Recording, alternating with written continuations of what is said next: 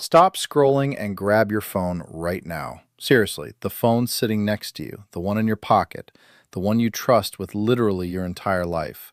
Your texts, your photos, your banking apps, your passwords, your emails, your search history, your exact location, everything. Because there is one hidden setting enabled on millions of phones right now that can allow law enforcement to access your device without your password, without Face ID, without your fingerprint, and in certain situations, even without a warrant. And no, this is not some Hollywood hacking machine or secret spy technology. This is a setting your phone manufacturer quietly left enabled by default, and there is a very high chance you have never touched it in your life. Here is why this matters more than almost anything else on your device. Your phone contains more private information about you than your house, your wallet, your computer, and your diary combined. Every conversation you have ever had, every place you have traveled, every photo you have taken, every person you have contacted, every late-night search, every private thought typed into a message you assumed nobody else would ever see. All of it potentially exposed through one setting most people have absolutely no idea exists. In this video, I'm going to show you exactly what this setting is, exactly how it works, how law enforcement and forensic tools use it, the major legal cases that define your rights, and exactly how to disable it on both iPhone and Android in less than 60 seconds. And stay until the end because I'm also giving you a complete phone privacy protection checklist that goes far beyond this one setting and makes your device as secure as modern technology legally allows right now. Before we begin, quick disclaimer: this video is for educational purposes only. Digital privacy laws, phone search laws, and constitutional protections vary depending on your state and jurisdiction. Nothing here is legal advice. If you believe your rights or digital privacy have been violated, speak with a licensed attorney immediately.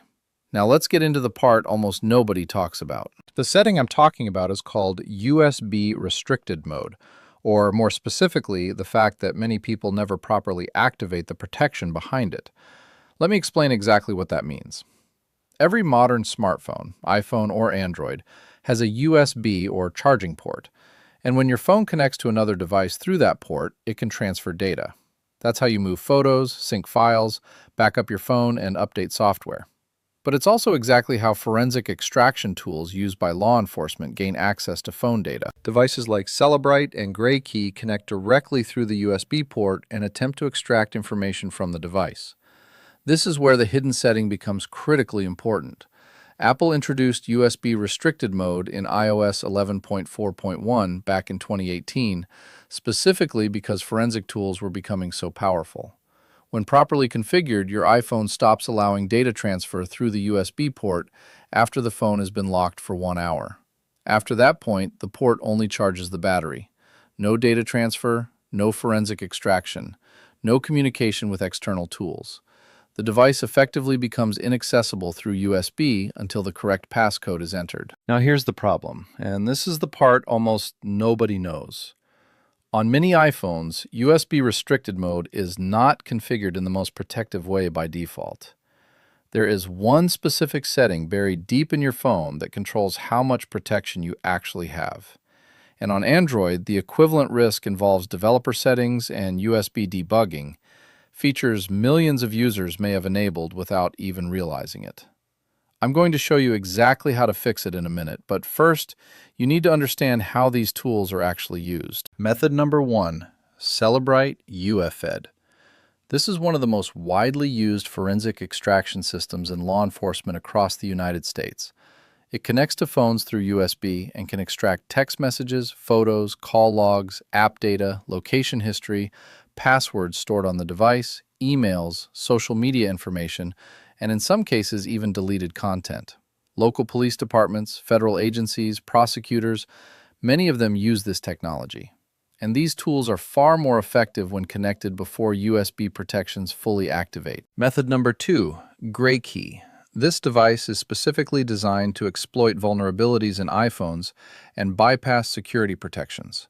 Apple constantly patches these vulnerabilities, but the critical point is this: these tools are most effective immediately after a phone is seized, before all security protections fully engage. Once you understand that, you suddenly understand why officers often rush to secure or access a phone immediately during an arrest or investigation. Method number 3 is where things become legally dangerous for almost everyone watching this video: biometric access. Courts treat your passcode very differently from your fingerprint or your face. Your passcode is considered something you know, which means it may be protected under the Fifth Amendment because revealing it requires testimony from your mind. But your fingerprint and your face are considered physical characteristics, something you are, not something you know. And many courts have ruled that biometric access can legally be compelled in ways a passcode cannot.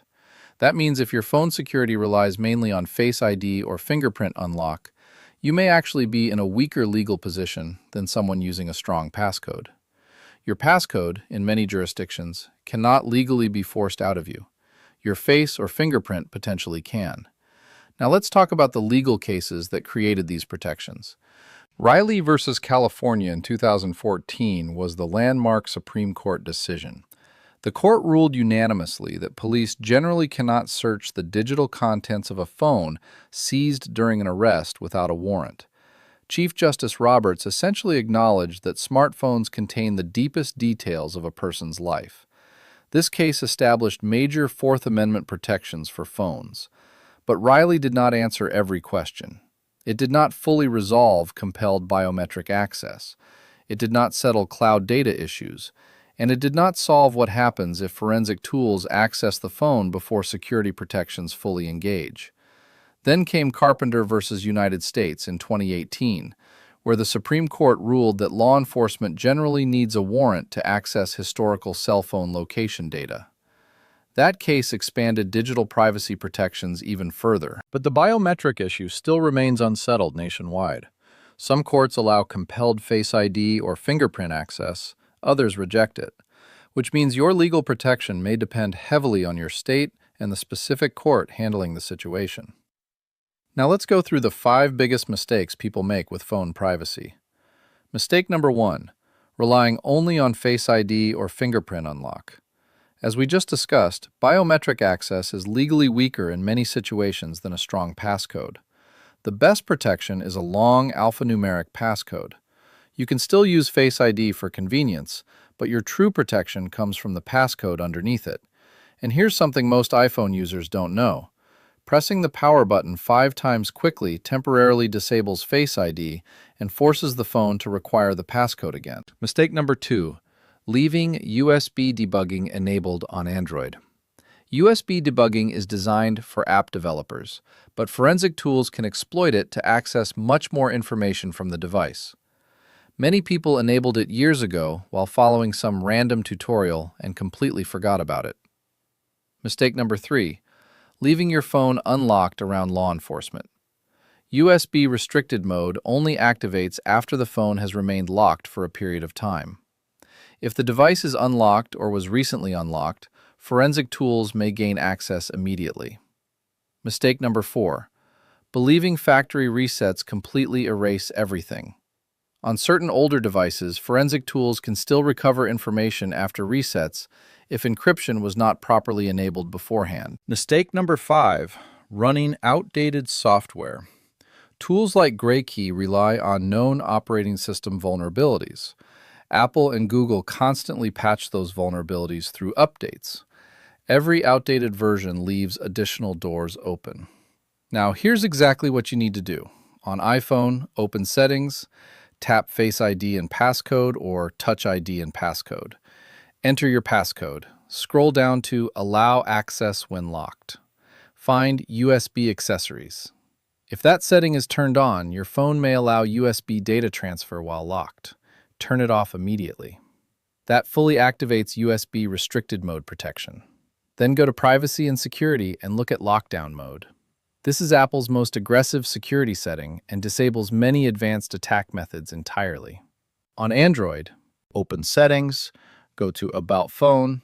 If developer options are enabled, open them and find USB debugging. If it's on, disable it immediately. Then go into USB preferences and make sure the default USB connection mode is set to charging only, not file transfer. Now here's your full phone privacy checklist. Disable USB access features. Use a strong alphanumeric passcode. Update your operating system immediately.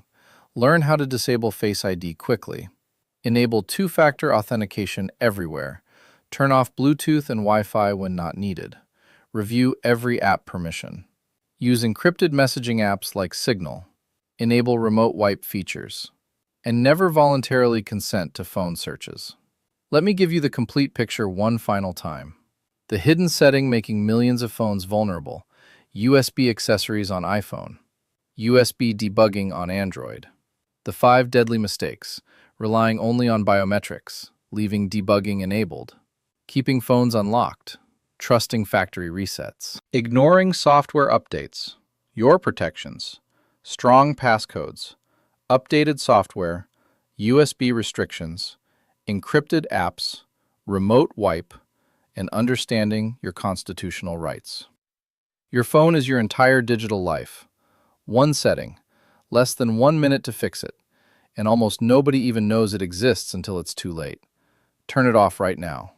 If this video helped you, like it and follow the channel because I make videos designed to help you protect your privacy, your rights, and your digital life before problems happen, not after.